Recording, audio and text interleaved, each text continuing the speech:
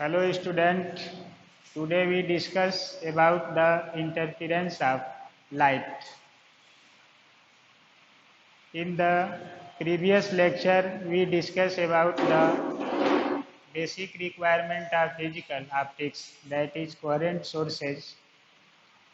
तो coherent sources क्या होते हैं? कोहेरेंट सोर्सेज के बेस पर इंटरफेरेंस की प्रॉपर्टी कैसे एक्सप्लेन होती है, इस लेक्चर में इसी को हम लोग एक्सप्लेन करेंगे।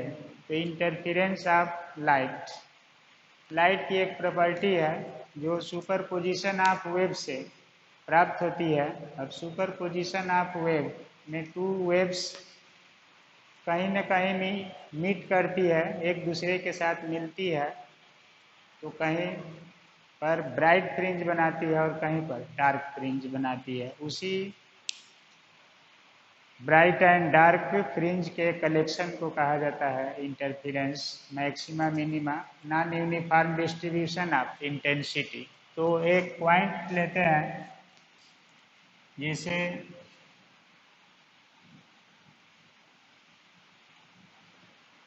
Interference of light. तो इंटरफेरेंस ऑफ लाइट क्या है, कैसे इसको एक्सप्लेन करते हैं? तो लाइट की एक प्रॉपर्टी है जैसे interference, diffraction, polarisation, reflection, refraction, dispersion, scattering. तो लाइट में एक प्रॉपर्टी पाई जाती है कि कंटिन्यूअस एनर्जी को डिसकंटिन्यूअस कैसे बनाया जाए, उसको कहीं डार्क कहीं ब्राइट कैसे क्रिएट कराया जाए, इसी फेनामेना को कहते हैं इंटरफेरेंस ऑफ लाइट। तो लाइट में जो इंटरफेरेंस ऑफ लाइट है, इसको सबसे पहले थॉमस यंग इसको दिए थे 1801। और ये वेव होती है, जैसे वेव टू टाइप्स की है, एक ट्रांसवर्स वेव है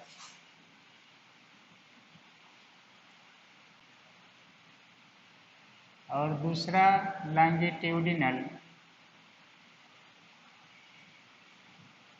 वेव।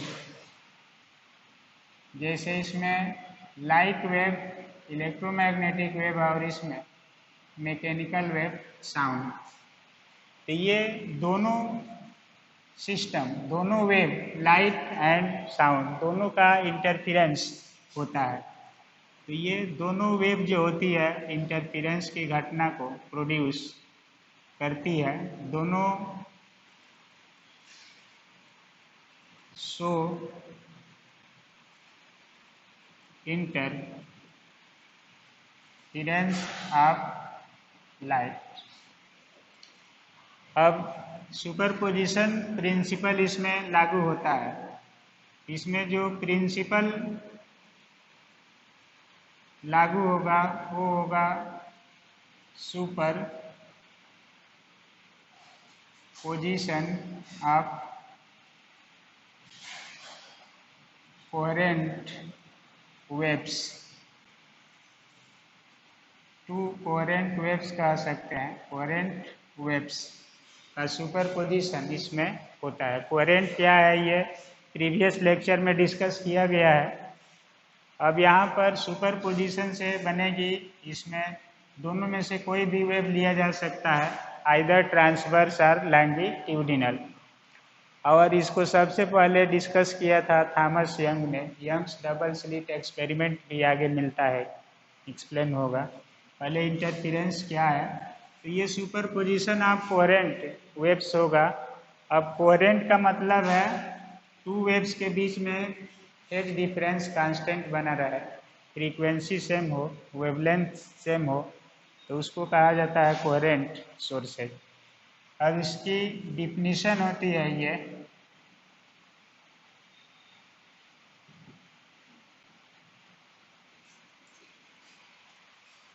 डिफिनीशन कई तरह से होती है। जैसे इसमें है कि the distribution of non uniform light energy due to super position of coherent waves is called interference. तो इसमें है कि distribution of non uniform light energy due to superposition of coherent waves is called interference. तो coherent wave लेते हैं जिसमें to wave ली जाती है, टू कोहेरेंट टू वेव्स के सुपरपोजिशन से जो नॉन यूनिफॉर्म डिस्ट्रीब्यूशन होता है, इसी को कहते हैं इंटरफिरेंस ऑफ लाइट। या इसको ऐसे भी डिफाइन करते हैं कि if two coherent light waves are propagated along same direction with constant frequency and phase differences, then superposition of such waves represents some point of maxima intensity and some point of minima intensity. So this process of distribution of bright and dark or maxima and minima light intensity is called interference of light. तो इंटरफिरेंस of light है, इसमें two waves होगी, coherent होगी, constant phase difference होगा और उसी से ये बनेगी। जैसे मान लीजिए कि टू वेव्स है, ऐसे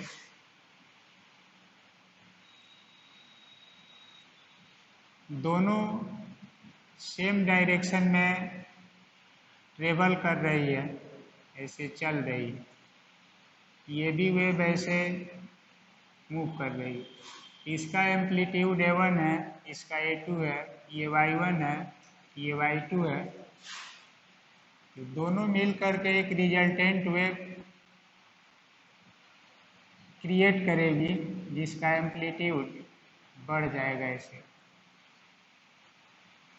तो ये सेम फेज में वेव है, सेम फेज या कांस्टेंट फेज डिफरेंस पर जा रही है। तो इस समय ये एम्पलीट्यूड जो होगा ये A1 प्लस A2, तो यहाँ पर इंटेंसिटी बढ़ जाती है, तो उसको कंस्ट्रक्टिव इंटरफिरेंस कहते हैं, जिसमें रिजल्टेंट दोनों का बढ़ जाता है। एम्पलीट्यूड बढ़ेगा, एनर्जी बढ़ जाएगी, ब्राइट पॉइंट क्रिएट होगा। उसी तरह से अगर वेव है, यहाँ पर सेम फेज में है, फेज डिफरेंस 0 है, कांस्टेंट होना चाहिए। टू वेव्स है ऐसे, अगर फर्स्ट वेव ऐसे चल रही है, सेकेंड वेव इस तरह से जा रही है, इसका एम्पलीट्यूड A1, इसका A2, Y1, Y2, तो इसका रिजल्टेंट जो होगा अपोजिट फेज में है, ये फेज डिफरेंस पाई है इसमें, तो इसका रिजल्टेंट वेव डिक्रीज कर जाएगी इस तरह से। तो यहाँ पर ये होगा A1 minus A2, resultant amplitude घट जाता है, तो इसको कहते हैं डिस्ट्रक्टिव इंटरफिरेंस। एक कंस्ट्रक्टिव इंटरफिरेंस होता है, एक डिस्ट्रक्टिव इंटरफिरेंस होता है। अब इसका मीनिंग ये है कि जब लाइट वेव सेम फेज में चलती है या सेम फेज में मिलती है तो उसका रिजल्टेंट बढ़ जाता है। जैसे सोशल नॉलेज है हम लोगों का कि यूनियन इज स्ट्रेंथ, तो यूनियन इज स्ट्रेंथ का मीनिंग है कि दोनों आपस में जुड़ करके एक अच्छा स्ट्रेंथ बना लेती है, इनर्जेटिक हो जाती है। इसको लाइट वेव में ब्राइट पॉइंट या मैक्सिमा इंटेंसिटी कहा जाता है। उसी तरह से जब वेव का फेज अपोजिट होगा फेज डिफरेंस पाई हो जाए 3 पाई तो चेंज होने लगे, तो उस समय इनका जब ये पॉजिटिव डायरेक्शन में होगी तो ये नेगेटिव होगी एम्पलीट्यूड A1 माइनस A2, जब ये माइनस होगा तो ये प्लस होगा, प्लस होगा तो माइनस, तो रिजल्टेंट इसका डिक्रीज करेगा। उस डिक्रीज के कारण यहाँ पर एनर्जी का डिस्ट्रॉय होगा, एनर्जी का नष्ट होगा, तो इसको हम लोग कहते हैं डिस्ट्रक्टिव इंटरफिरेंस। यहाँ पर ब्राइट पॉइंट बनेगा तो इसमें डार्क बनेगा, एनर्जी का डिस्ट्रॉय होगा, तो कहीं एनर्जी जो कंटिन्यूअस एनर्जी जा रही थी कहीं ब्राइट हो जाएगी, कहीं डार्क हो जाएगी, तो इस प्रोसेस को कहते हैं non uniform distribution of light energy and it is also called interference of light.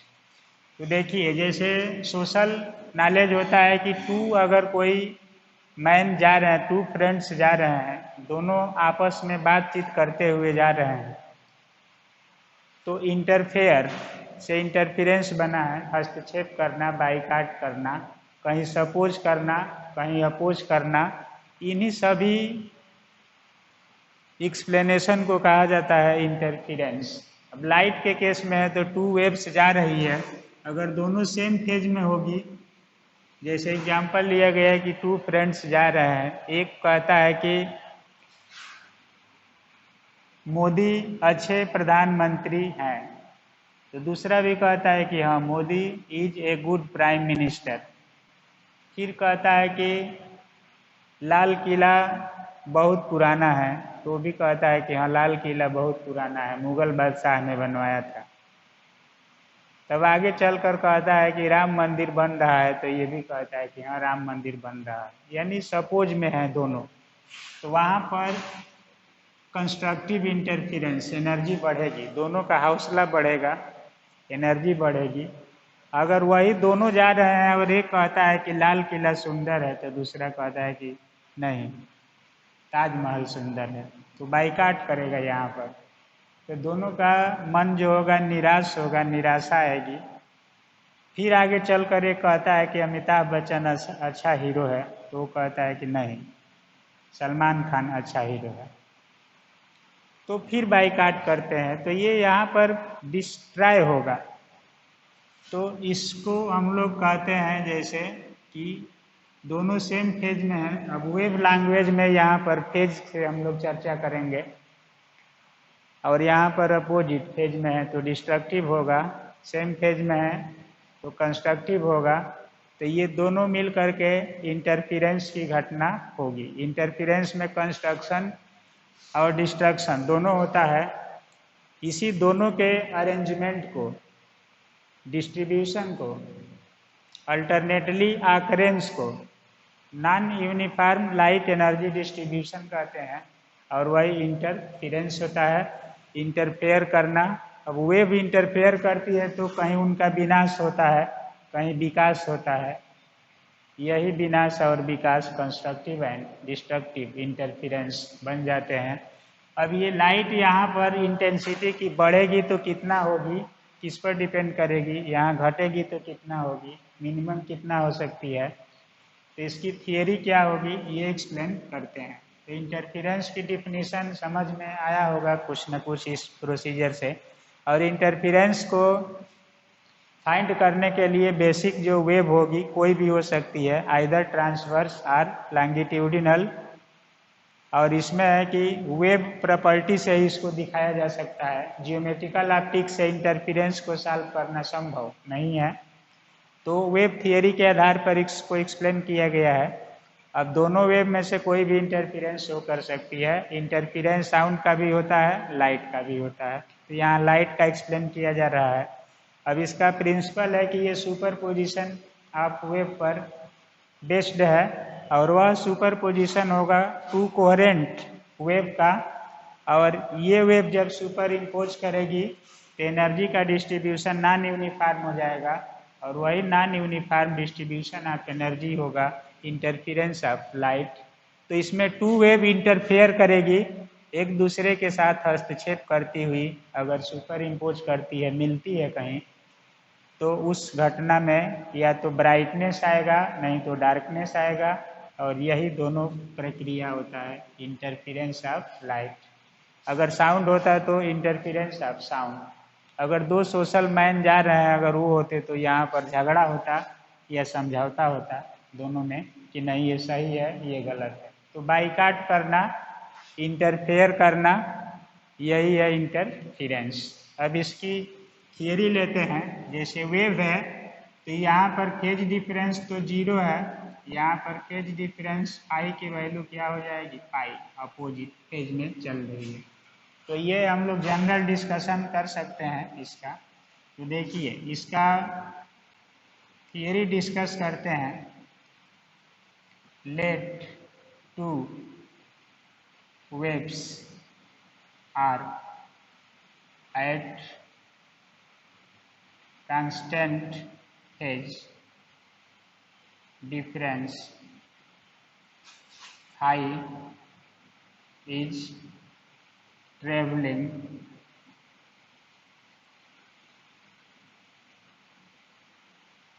along same direction। तो टू वेव्स है, सेम डायरेक्शन में अगर ट्रेवल करती है, एक वेव y1 है a1 साइन ओमेगा टी, दूसरी y2 है a2 sign omega T plus five. After superposition, after superposition, जब सुपर इम्पोज करेगी तो दोनों आपस में वेक्टर सम से मिलेगी कहीं ना कहीं डिस्प्लेसमेंट का। अब इसको दोनों को सॉल्व कर देते हैं तो a1 sign omega T a2 sign omega T plus five. अब ये होता है a1 sign omega T a2 को कॉमन करके इसको साइन ए प्लस बी पर ब्रेक कर लिया जाए तो ये होगा sine omega T cos five. अब इसको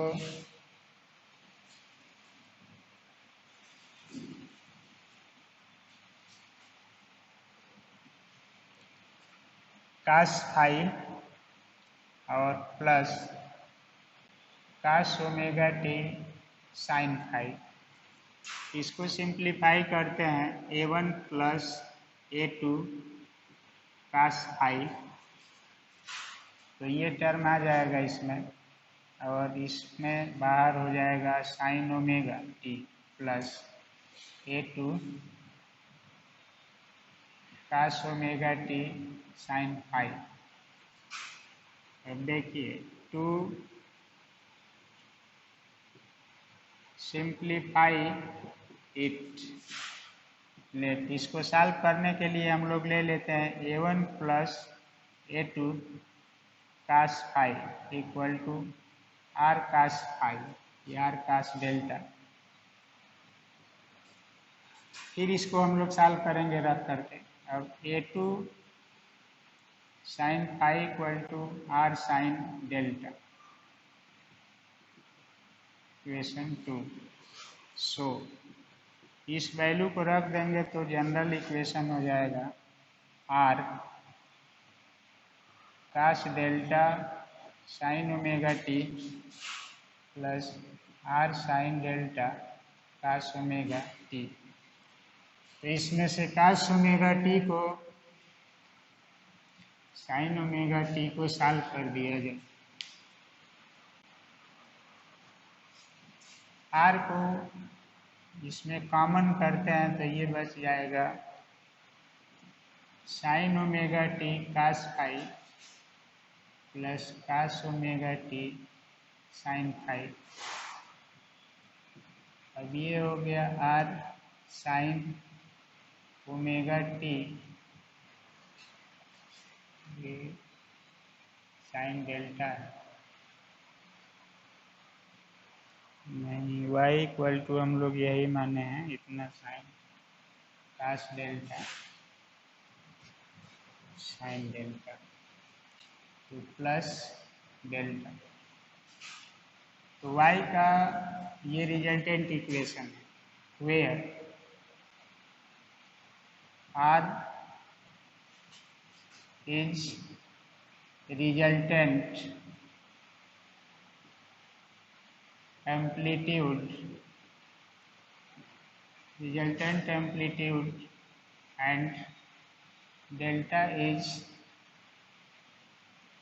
resultant phase, and find as तो आर, इसमें दोनों इक्वेशन को स्क्वायर करके ऐड कर दिया जाए तो आर की वैल्यू नॉन फैक्टर के रूप में मिल जाएगी, और इस दोनों इक्वेशन को डिवाइड कर दिया जाए तो tan डेल्टा के रूप में इसका वैल्यू मिल जाएगा, जो नॉन फैक्टर के टर्म में फाइंड हो जाएगा, अननोन फैक्टर है। तो इसमें देखिए, इस कंडीशन को हम लोग फाइंड करते हैं squaring and adding equation first second. तो ये हो जाएगा R square cos square delta sine square delta equal to a1 square plus a2 square cos square delta plus 2a1 a2 cos delta और plus a2 square sine square delta. अब इस दोनों को एक साथ कर लेंगे तो ये हो गया R square equal to a1 square plus a2 square cos square sine square 1 हो जाएगा plus 2a1 a2 cos delta, ये कास आई डेल्टा बन जा रहा है, ये कास आई और ये भी कास आई। तो नॉन फैक्टर फाई है, इनिशियल फेज कितना लिया जाएगा वही बना रहेगा एम्पलीट्यूड।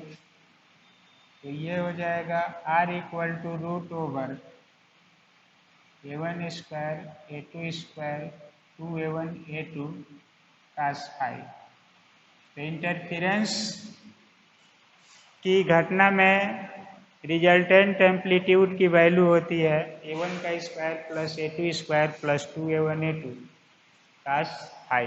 तो a1 a2 और कास फाई इनिशियली नोन रहेगा, कितना एम्पलीट्यूड है, कितना फेज डिफरेंस है। तो अननोन जो फैक्टर यहाँ पर आर लिया गया था इसकी वैल्यू निकल जाएगी, कितना होगा। अब अननोन फैक्टर एक है डेल्टा, क्या है, डिवाइड कर देते हैं तो ये मिल जाएगा, कितना होगा। अब देखिए इसमें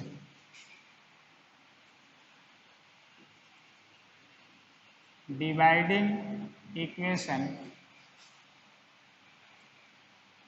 2/1, तो ये हो जाएगा tan डेल्टा इक्वल टू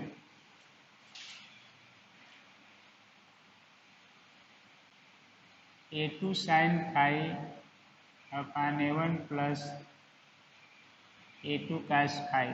तो delta equal to tan inverse a2 sine phi. तो ये अननोन फैक्टर जो था ये काउंट हो जाएगा, यहाँ से डेल्टा की वैल्यू नॉन फैक्टर है a2 a1 आई, इसके रूप में काउंट हो जाता है। तो फाइनल जो वेव होगी, जैसे मान लीजिए कि एक वेव जा रही है ऐसे, दूसरी वेव जा रही है, ये दोनों के बीच का इनिशियल फेज डिफरेंस आई। अब दोनों का जो रिजल्टेंट होगा, ये सपोज कीजिए यहाँ पर मिल रही है दोनों में, तो ये रिजल्टेंट वेव आर है और ये था a1 a2 और ये एंगल होगा रिजल्टेंट एंगल डेल्टा। तो ये सब टर्म काउंटेबल है, कॉम्पिटिटिव है। अब कंपटीशन में एम्पलीट्यूड कितना होगा, दोनों वेव सेम एम्पलीट्यूड से चलती है तो क्या होगा रिजल्टेंट एम्पलीट्यूड, ये सब काउंट करते हैं इससे। अब देखिए एक टर्म है कि एनर्जी डिस्ट्रीब्यूशन या इंटेंसिटी डिस्ट्रीब्यूशन, लाइट में लेते हैं हम लोग, तो इंटेंसिटी डिस्ट्रीब्यूशन के रूप में सॉल्व करते हैं। अब एक टर्म है इसमें कि since intensity is proportional to the square of amplitude, so intensity square of amplitude है तो हम लोग इसको ले लेंगे आई प्रोपोर्शनल एम्पलीट्यूड का स्क्वायर, या इक्वल टू के आर स्क्वायर। तो के डायमेंशन लेस होता है, इसको 1 ले लेते हैं, इसका कोई डायमेंशन नहीं आता है तो आर स्क्वायर हो जाएगा। अब आर स्क्वायर की वैल्यू है यहाँ से a1 square plus a2 square plus 2a1 a2 cos phi. तो ये वैल्यू हो जाएगा इसका इंटेंसिटी डिस्ट्रीब्यूशन समान इतना के बराबर होगा। तो एक स्टैंडर्ड फार्मूला होगा आई इक्वल टू a1 का स्क्वायर a2 का square 2a1 a2 cos phi. Intensity distribution formula है ये। अब इसको हम लोग चाहें तो लिख सकते हैं I1 plus I2 plus 2√I1 I2 cos phi, इतना भी लिख सकते हैं आई के टर्म में, क्योंकि यहाँ पर लॉजिक है कि आई प्रोपोर्शनल ए स्क्वायर और आई1 इक्वल टू a1 का square, I2 equal to a2 का स्क्वायर। तो इस इंटेंसिटी के रूप में, एम्पलीट्यूड के रूप में इसको एक्सप्लेन कर सकते हैं। अब देखिए इसमें है कि if a1 equal to a2 equal to a से मान लिया जाए, देन जब इस एजम्पशन को हम लोग करेंगे तो I इक्वल टू होगा a square plus a square plus 2a square cos phi. अब 2a square plus 2a square cos phi, 2a को कॉमन कर लेंगे 1 प्लस cos फाई, इतना लिख सकते हैं। या I इक्वल टू होगा, एक फार्मूला हम लोग पढ़ते हैं कि 1 plus cos phi equal to होता है 2 cos स्क्वायर फाई बाई 2। तो रिजल्टेंट इंटेंसिटी हो जाएगा ये 2a पहले से है 2 cos स्क्वायर फाई बाई 2, तो ये हो गया 4a cos square phi by 2, तो इतना भी लिख सकते हैं।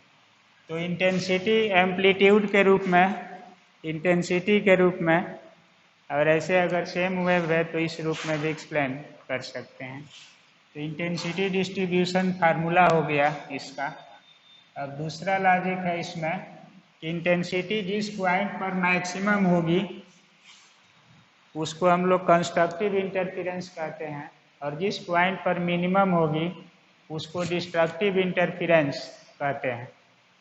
तो मैक्सिमा मिनिमा कंडीशन में इंटेंसिटी कितना होगी, इसको थोड़ा सा एक्सप्लेन कर देते हैं।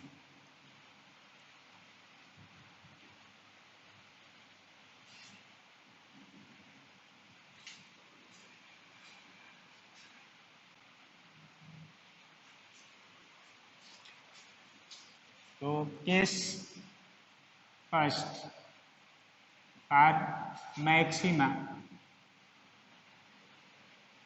आर कंस्ट्रक्टिव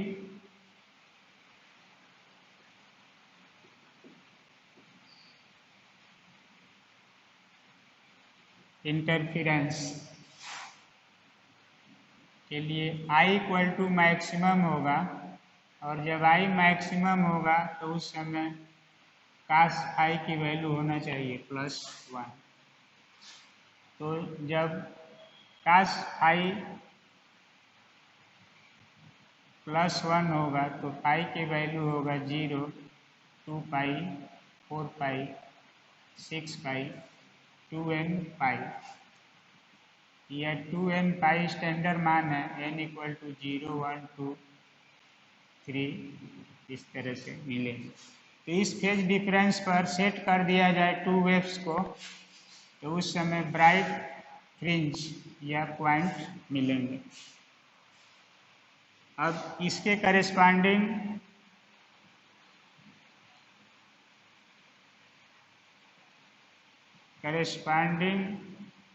पाथ डिफरेंस कितना होगा? तो पाथ डिफरेंस का फार्मूला होता है 2 पाई बाई ये phase difference equal to 2 pi by lambda into path difference. तो पाथ डिफरेंस होगा पाई लेमडा अपन 2 पाई। तो पाई है 2n पाई लेमडा अपन 2 पाई से 2 पाई कैंसिल हो जाएगा n लेमडा। तो मैक्सिमा के लिए पाथ डिफरेंस की वैल्यू होगी लेमडा। अब 0 रखेंगे तो 0, लेमडा, 2 लेमडा, 3 लेमडा इस तरह से पाथ डिफरेंस है तो ब्राइट फ्रिंज बनेगी। अगर पाथ डिफरेंस ऐसा नहीं है, चेंज होता है, तो उस समय कंडीशन बदल जाएगी। तो ये होगा मैक्सिमा मिनिमा कंडीशन। अब दूसरा है कि मैक्सिमा के केस में इंटेंसिटी क्या होगी। तो इंटेंसिटी का मान कितना होगा ये देखते हैं।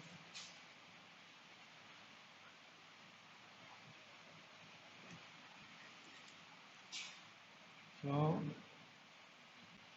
For this I maximum equal to a1 square plus a2 square plus 2a1 a2। a1 a2 का मान है तो इसमें कास फाई को 1 लिया गया है तो ये 1 हो जाएगा। अब ये वैल्यू हो जाएगा a1 प्लस a2 का होल स्क्वायर। तो आई मैक्सिमम की वैल्यू होता है इंटरफिरेंस की घटना में a1 प्लस a2 का होल स्क्वायर। अब इसमें है कि वेव का initial amplitude if a1 = a2 then I maximum equal to हो जाएगा a प्लस a का whole square equal to 4a square. तो मैक्सिमम इंटेंसिटी में बी 4a स्क्वायर इतना होगा मैक्सिमा कंडीशन। इंटरफेरेंस की घटना में मैक्सिमा कब होगा उसके लिए फेज डिफरेंस क्या होना चाहिए, पाथ डिफरेंस क्या होना चाहिए, यही कॉम्पिटिटिव पॉइंट्स है, यही इसी को कोई समझता है। तो साइंटिफिक लैंग्वेज में इंटेंसिटी का मान कहाँ पर कब किस सिचुएशन में मैक्सिमम होगा मिनिमम होगा ये फाइंड करते हैं। तो इसमें आप लोगों को मिलेगा केस 2 होगा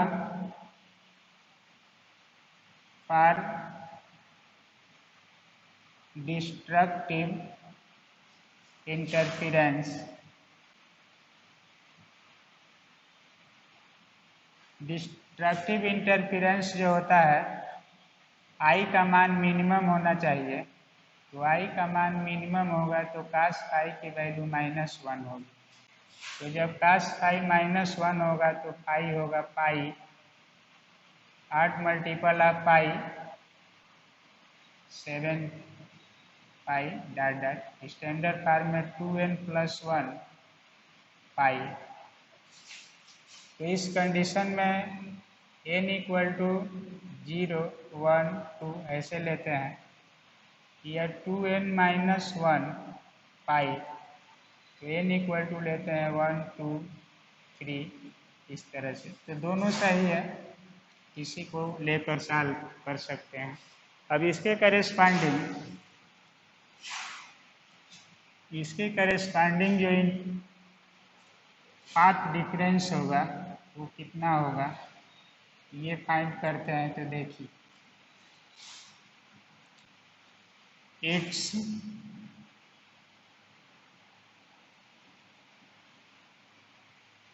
corresponding path difference is delta equal to pi lambda upon 2 pi. तो पाई की वैल्यू है 2n+1 पाई अपान 2 पाई। तो पाई से पाई कैंसिल होकर ये बचेगा 2n+1 लेमडा बाई 2। तो ये पाथ डिफरेंस पर वेव मिनिमा को प्रदर्शित करेगी और इस फेज डिफरेंस पर भी मिनिमा। इसे कोई स्टैंडर्ड बना लेते हैं, इतना भी लिख सकते हैं। तो कब मैक्सिमा होगा कब मिनिमा होगा। अब इस कंडीशन में इंटेंसिटी की जो वैल्यू होगी so I minimum equal to a1² plus a2² minus 2a1 a2। काश फाई की वैल्यू -1 है तो माइनस हो जाएगा। अब ये हो गया यहाँ से a1 माइनस a2 का होल स्क्वायर। तो आई मिनिमम की वैल्यू a1 माइनस a2 का होल स्क्वायर होगी मिनिमा इंटेंसिटी। अब इसमें है कि दोनों की इंटेंसिटी एम्पलीट्यूड बराबर हो जाए, ये मान लिया जाए जैसे पहले केस में माने थे। तो उस कंडीशन में I minimum equal to a minus a का होल स्क्वायर इक्वल टू 0 हो जाएगा। तो आई मैक्सिमा 4a² था मैक्सिमम और ये मिनिमम 0 हो जाएगा। तो एक ब्राइट पॉइंट हो जाएगा, इंटेंसिटी बहुत बढ़ जाएगी और एक पॉइंट पर घट जाएगी 0 हो जाएगी। तो कहीं पर इंटेंसिटी मैक्सिमम होगी कहीं पर मिनिमम होगी। इसी प्रक्रिया को कहा जाता है non uniform distribution of energy and such process is called interference of light. तो इंटरफेरेंस ऑफ लाइट में एक पॉइंट मैक्सिमा बनता है तो दूसरा पॉइंट मिनिमा बनता है और यही अल्टरनेट पॉइंट जो होते हैं फ्रिंज बनते हैं। और फ्रिंज का मीनिंग हो गया ब्राइट और डार्क का कॉम्बिनेशन क्या होगा। अब देखिए जो इंटेंसिटी का मान है वो कभी मैक्सिमम और कभी मिनिमम। तो फाई की वैल्यू फाई इधर पॉजिटिव लेते हैं, यहाँ पर फाई 0 होगा और इधर फाई की वैल्यू निगेटिव लेते हैं, इधर आई लेते हैं। तो जब ये इंटेंसिटी का ग्राफ ऐसे प्लॉट करते हैं तो कभी ये मैक्सिमम और मिनिमम इस तरह से पीक मिलता है। इसका मीनिंग है कि ये मैक्सिमा है 0 पर और पाई पर मिनिमा, फिर 2 पाई पर मैक्सिमा, 3 पाई पर मिनिमा, फिर 4 पाई पर मैक्सिमा। इधर इसी तरह से माइनस ऑर्डर में मिलेगा पाई, 2 पाई, 3 पाई। तो ये मैक्सिमा मिनिमा अल्टरनेट एक समान पीक पर ये मिलता जाएगा। इंटेंसिटी का ग्राफ हो गया। अब ये मैक्सिमा है आई मैक्सिमा और ये पॉइंट है तो ये आई मिनिमा। तो इसको इंटेंसिटी डिस्ट्रीब्यूशन ग्राफ। अब मैक्सिमा को ब्राइट फ्रिंज कहते हैं, मिनिमा को डार्क फ्रिंज कहते हैं। ब्राइट डार्क फ्रिंज के अल्टरनेट सीरीज को कहते हैं इंटरफेरेंस ऑफ लाइट। तो इसमें जो इमेज बनता है मैक्सिमा मिनिमा पॉइंट मिलते हैं उसी को कहते हैं फ्रिंज। तो फ्रिंज एक नाम आता है इंटरफेरेंस में, आगे डिस्कस होगा। तो इस वीडियो में हम लोग डिस्कस किए इंटरफेरेंस का definition and its theory, non uniform distribution of energy, maxima as well as minima, again maxima, again minima, maxima. तो such alternate series of coherent light waves due to superposition is called interference of light. तो इस video में इतना ही। Okay, thank you.